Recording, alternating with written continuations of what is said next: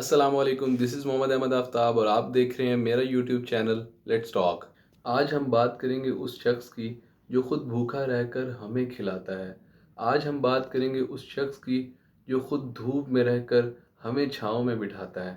आज हम बात करेंगे उस शख्स की जो दुनिया के ताने सुनकर हमें सुकून की नींद सुलाता है। जी बिल्कुल, आज हम बात करने वाले हैं उस शख्स की जो वालिद कहलाता है।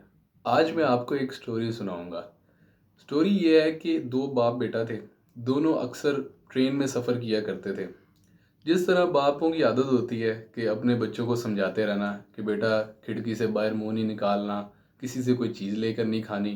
जिस तरह अक्सर हमारे वालिद साहब भी हमें समझाते हैं बहुत सारी जगहों पे कि बेटा ये नहीं करना, वो नहीं करना। तो इसी तरह वो अक्सर सफ़र किया करते थे। अब बेटा इस चीज़ से काफ़ी इरिटेट हो चुका था। एक दिन बेटे ने कहा कि बात ये है अब्बू, मैंने आपके साथ सफ़र नहीं करना, मैंने अकेले जाना है।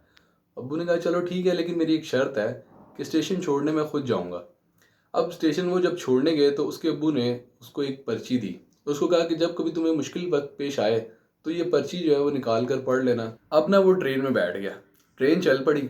जैसे कुछ रास्ता गुजरा तो एकदम कुछ लोग आ गए। उन्होंने कहा जी ये सीट हमारी है, ये जी सीट छोड़ें। ठीक है। अब वो परेशान हो गया। बात बहस में तब्दील होते होते लड़ाई हो गई। जैसे ही लड़ाई हुई तो वो एकदम उसको याद आया कि यार अब्बू ने तो एक पर्ची दी थी कि अगर कोई मुश्किल वक्त पेश आए तो वो पर्ची निकाल के पढ़ लेना।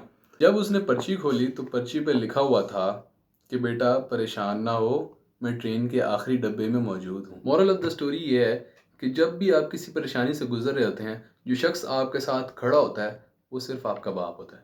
उससे ज़्यादा मुखलिस तरीन इंसान आपके साथ कोई भी नहीं है। आज हम दरबारों पे जाते हैं पीरों को ढूंढने के लिए, फ़कीरों को ढूंढने के लिए, इवन के मज़ारों पे जाते हैं दुआएं करने के लिए और कहते हैं जी हमारे लिए दुआ कर दें।